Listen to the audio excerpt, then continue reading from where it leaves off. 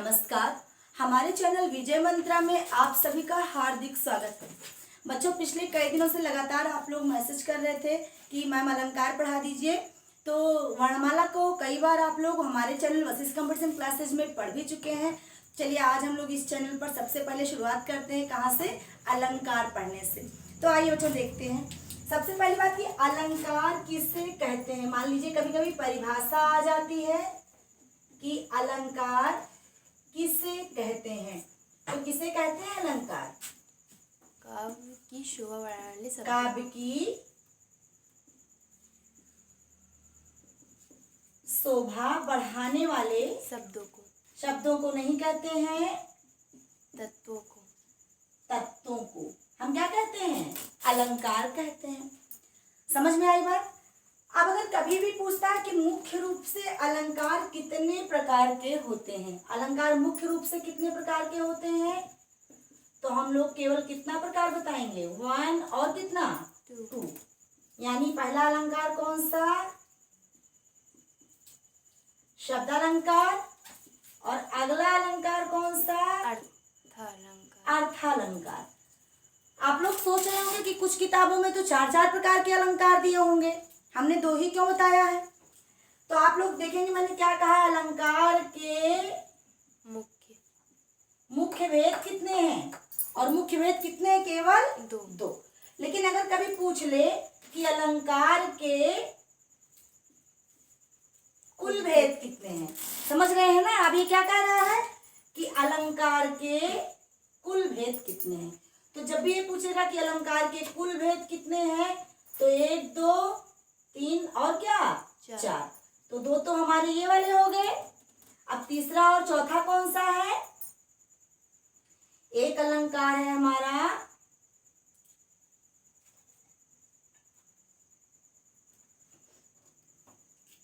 पाश्चात्य अलंकार,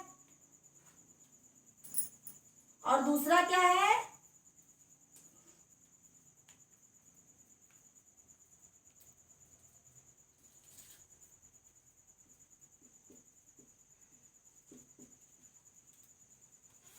अनन्य अनुप्रास अलंकार। इस प्रकार से अलंकारों की संख्या कितनी हो जाती है? 4 प्रकार की हो जाती है। ठीक है, अब हम लोग अलंकार की शुरुआत करते हैं।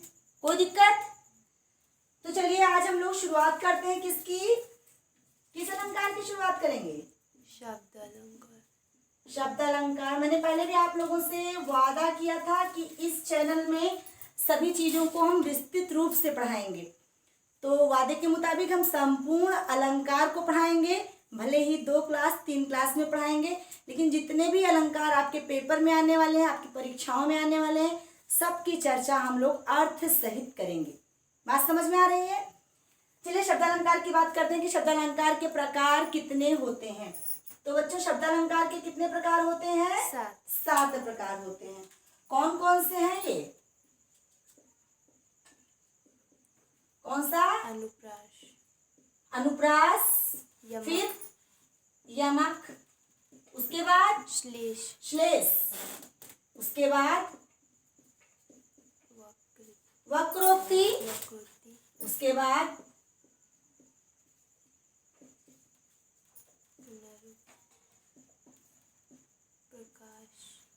पुनरुक्ति प्रकाश, उसके बाद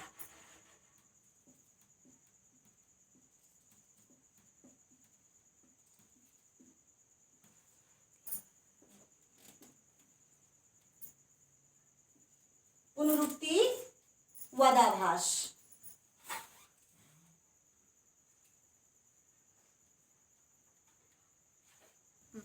और कौन सा? विप्सा अलंकार। कौन कौन से?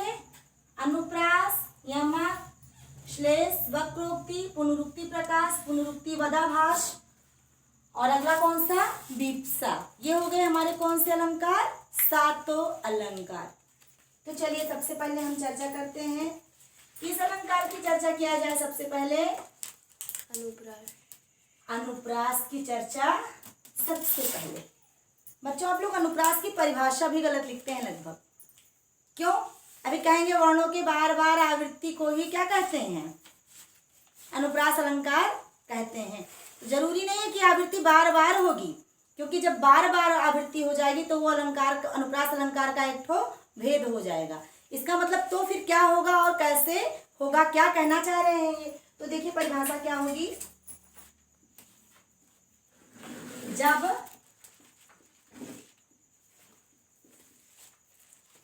वर्णावृत्ति से काव्य में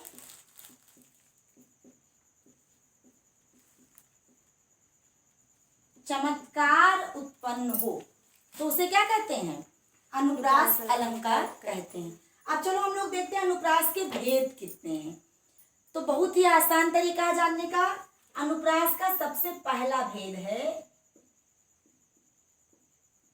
कौन सा, छेका अनुप्रास। बार बार हम बताते रहते हैं कि कभी भी अगर हमें किसी हिंदी भाषा को जानना है, समझना है, तो हम अपने क्षेत्रीय बातों पे चले जाते हैं, अपने ग्रामीण बातों पे चले जाते हैं, बहुत ही आसानी से हिंदी क्लियर हो जाएगी। अच्छा ये बताइए, गांव देहात में लोग कहते हैं छेकना, छेकना मतलब क्या होता है,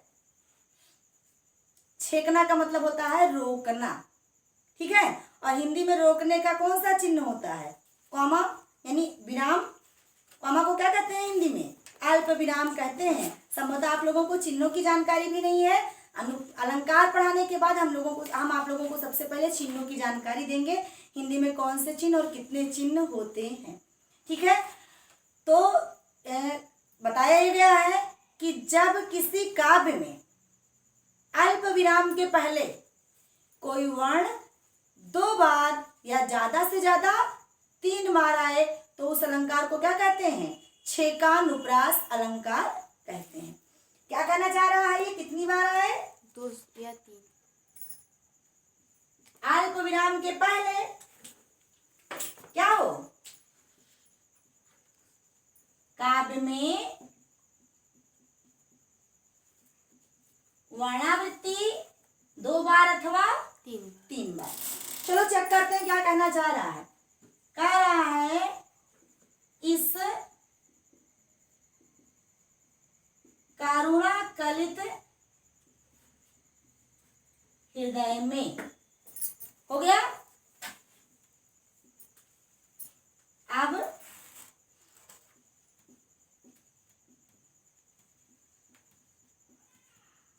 विकल रागिनी बजती, चेक कीजिए। देखिए यहां से यहां तक का एक हो गया ना विराम के पहले का काव्य, ये कह रहा है काव्य पंक्ति, तो एक पंक्ति विराम के पहले यहां तक।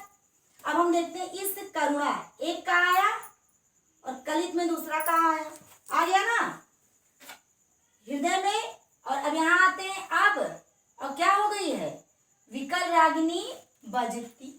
समझ रहे हैं, वर्णावृत्ति कितनी बार हुई है, 2 बार, 2 बार हुई है।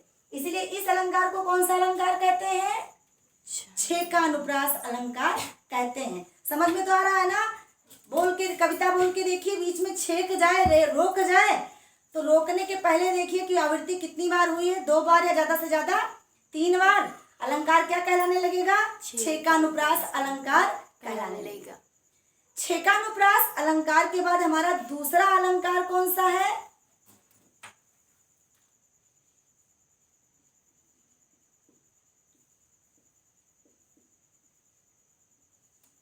हमारे दूसरे अलंकार का नाम है वृत्त्यानुप्रास।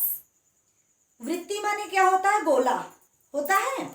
और ये कहना क्या चाह रहा है, वृत्ति को वृत्त्या ना समझ के आवृत्त्या समझ लीजिए। ये करा जब सर्किल में शब्दों का बार बार दोहराव हो। इसका मतलब अब ये कह रहा है कि जब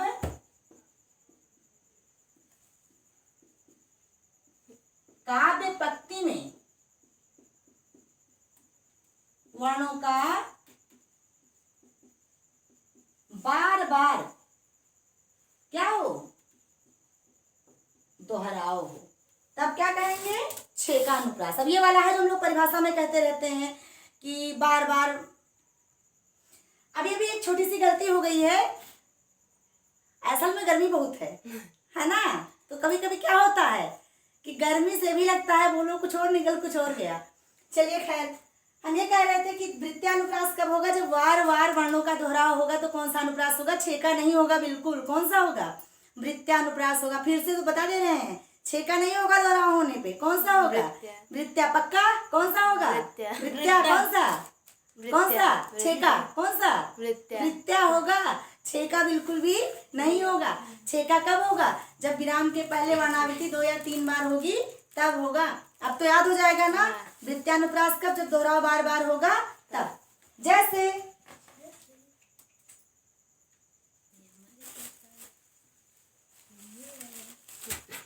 चारुचंद की चंचल किरणें खेल रही थीं कहाँ? जलथल में। अब देखिए वो चा चा चा कई बार आया ना। या फिर देख लीजिए, खेल रही थी 1 ला, 2 ला, 3 ला, 4 ला, एक और 4। वर्णावृत्ति बार बार हो रही है ना, इसलिए अलंकार कौन सा हो जाएगा? वृत्यानुप्रास अलंकार हो जाएगा। यानी वर्णों का जब बार बार दोहराव होगा तब कौन सा अलंकार हो जाएगा? वृत्यानुप्रास अलंकार हो जाएगा। अभी और कितने, जैसे वो बहुत समय पहले एक सीरियल आता था, सीरियल नहीं प्रचार आता था, तो उर्मिला मातोंडकर कहती रहती थी, छब्बू के छप्पर पे 6 छछूंदर 6 दिन से छुछुआ रहे थे, है ना। तो उसमें भी अलंकार कौन सा हो गया? वृत्यानुप्रास। या वो अमिताभ बच्चन जो कहता है, खड़ंग के खड़कने से खड़कती हैं खिड़कियां, खिड़कियों के खड़कने से खड़कता है खड़क सिंह, हो गया। तो उसमें भी कौन सा अलंकार? वृत्यानुप्रास अलंकार। या इसी तरीके से कोई भी ऐसी चीज जिसमें वर्णावृत्ति बार बार हो जाए, अलंकार कौन सा हो जाएगा? वृत्यानुप्रास अलंकार हो जाएगा। ठीक है, चलिए आगे बढ़ते हैं। अगला हमारा अलंकार है कौन सा? श्रुत्यानुप्रास अलंकार। श्रुति माने होता है सुनना, और श्रुति माने कान भी होता है। कान की परिभाषा भी क्या है? श्रुति या श्रोत है। समझ में आ रहा है ना? आराम से सामने देख के पढ़ाई कीजिए। समझ में आ रहा है ना? तो श्रुत्यानुप्रास जब सुनकर के, अभी हम जब आपको वर्णमाला पढ़ाए हैं, या आप वशिष्ठ चैनल पे जाकर के वशिष्ठ संस्कृत उस पे कंपटीशन क्लासेस पे जाएंगे, वहां पर जब आप वर्णमाला पढ़ेंगे तो वहां हमने बार बार आपको पढ़ाया है कंता मूंद ओवंदक। याद आ रहा है ना? पढ़ाया है। हाँ। यानी कौन कौन? कंठ, तालु, तालु, मूंद, मूर्धा, दंत, ओष्ठ, ओष्ठ और दंतोष्ठ। तो जब इतने जगहों से बोले जाने वाले वर्णों की बार बार आवृत्ति हमको समझ में आएगी, किसी एक ही जगह से बार बार बोला जाएगा। ये कहना चाह रहा है कि जब कंठ, तालु, मूर्धा, ओष्ठ, दंतोष्ठ आदि किसी एक ही स्थान से बोले जाने वाले वर्णों की आवृत्ति बार बार हो तो अलंकार कौन सा हो जाएगा? श्रुत्यानुप्रास अलंकार हो जाएगा। उदाहरण, तुलसीदास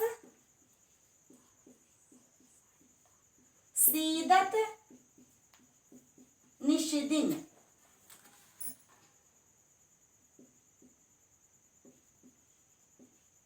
देखत तुम्हार निठु राई। अब आप लोग पहले दंत वर्णों पे जाइए। ऋतुल सनाम दंता होता है संस्कृत में, यानी री तवर्ग, उसके बाद में ला और छोटा सा कहाँ से बोले जाते हैं? दांत से बोले जाते हैं।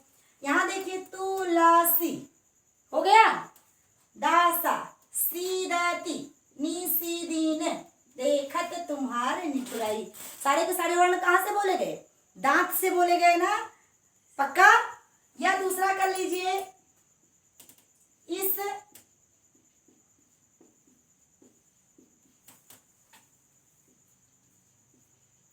करुणा कलित हृदय में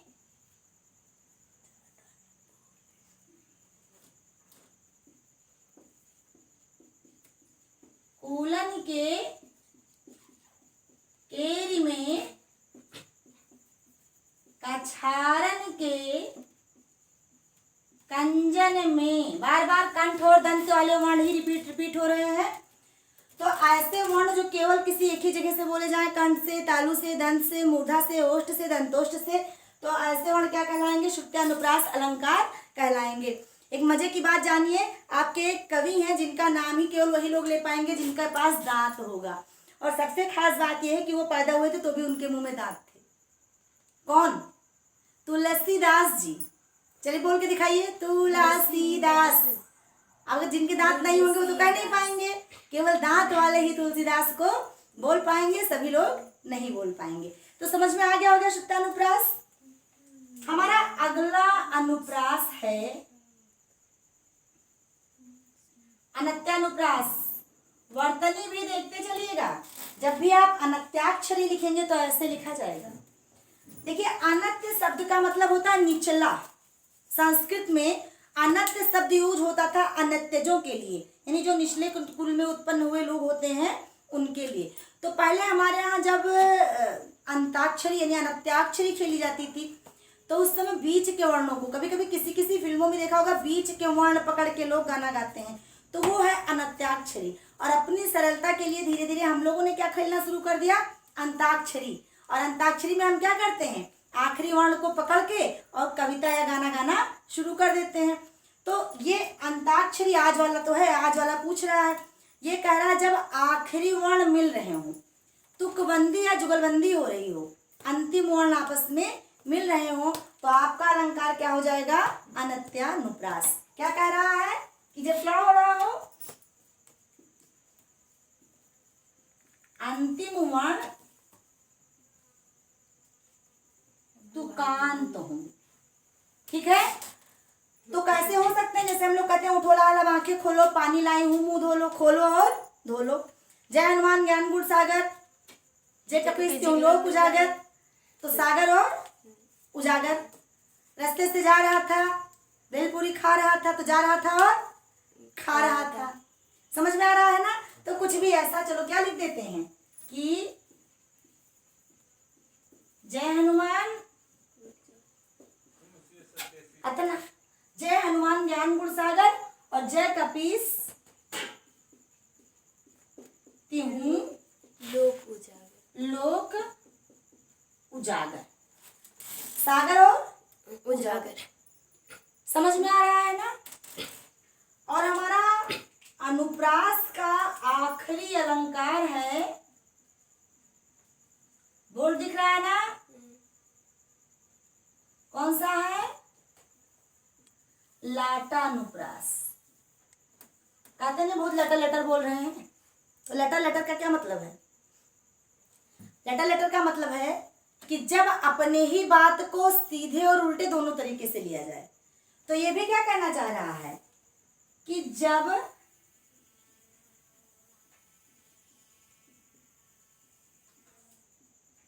सामान्य काव्य पंक्तियां अलग अलग क्या दें? अर्थ दें, तो अलंकार कौन सा हो जाएगा? लाटानुप्रास। जैसे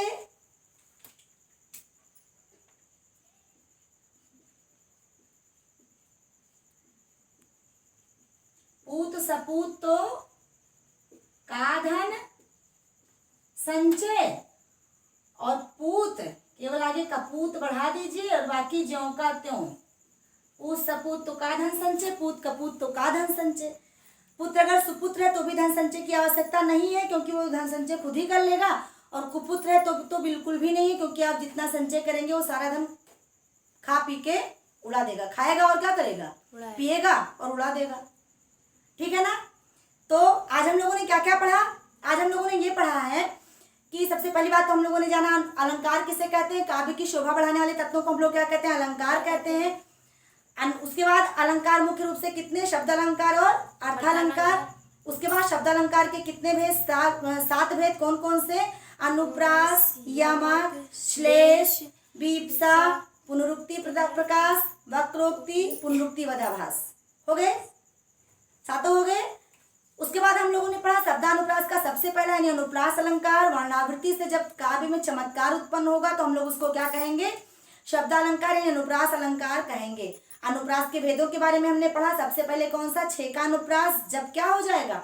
विराम के पहले काव्य पंक्ति में कोई वर्ण 2 से 3 बार आएगा तो कौन सा अलंकार? छेका। उसके बाद जब बार बार वर्णावृत्ति होगी तो कौन सा अलंकार? वृत्या। उसके बाद जब अंतिम वर्ण कंता मूंद ओवंदक किसी एक स्थान से होंगे, सुने जाएंगे तो कौन सा? श्रुत्या। उसके बाद जब अंतिम वर्ण पकड़ के तुकांत या जुगलबंदी जैसी स्थिति आ जाएगी तो कौन सी? अनत्या। और सबसे लास्ट जब काव्य पंक्तियां दिखने में एक जैसी हो लेकिन अर्थभेद प्रकट कर रही हो तो कौन सी? लाटानुप्रास। तो आज आप लोग इन शब्दालंकार के अनुप्रास के भेद को पढ़िए और निश्चित तौर पर हम लोग अगली क्लास में बाकी अनुप्रास पढ़ेंगे। तब तक के लिए आप लोग इनको पढ़ें, लाइक करें, शेयर करें, कमेंट करें। और जो भी बच्चे कह रहे थे अलंकार पढ़ाने के लिए, उनको आज क्लास कैसी लगी जरूर बताएं। साथ ही चैनल को सब्सक्राइब भी जरूर करें। मिलते हैं अगली क्लास में। धन्यवाद।